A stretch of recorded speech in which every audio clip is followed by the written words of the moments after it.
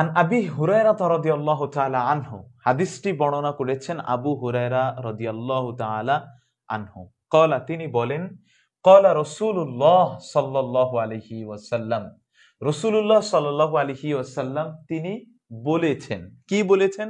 ইদা, যখন, আতাসা, যখন হাঁচি দেয়, আহাদুকুম, তোমাদের কেউ। তাহলে আতাসা শব্দের অর্থ হচ্ছে হাঁচি দেওয়া। আতাসা শব্দের অর্থ হচ্ছে হাঁচি দেওয়া। আমি এখানে অর্থগুলো লিখে দিচ্ছি, তোমরা অর্থগুলো দেখবে।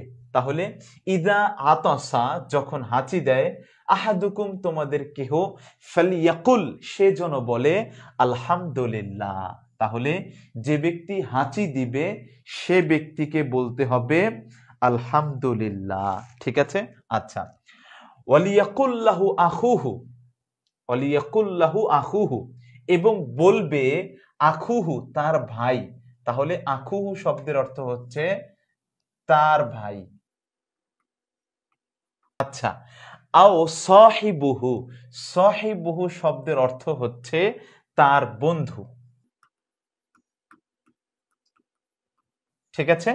আচ্ছা, তাহলে যে ব্যক্তি হাঁচি দিবে সে বলবে আলহামদুলিল্লাহ, এবং তার ভাই বলবে, তার ভাই অথবা তার বন্ধু বলবে ইয়ারহামুকাল্লাহ। এটি হচ্ছে হাঁচির জবাব। ঠিক আছে?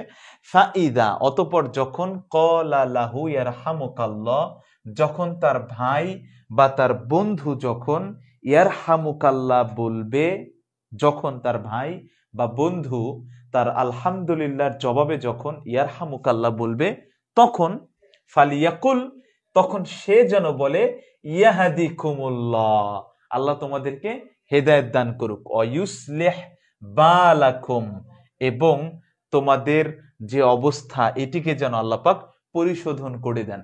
তাহলে এখানে তিনটি জিনিস। নাম্বার 1, যখন তোমাদের কেহ হাঁচি দিবে তখন সে বলবে আলহামদুলিল্লাহ।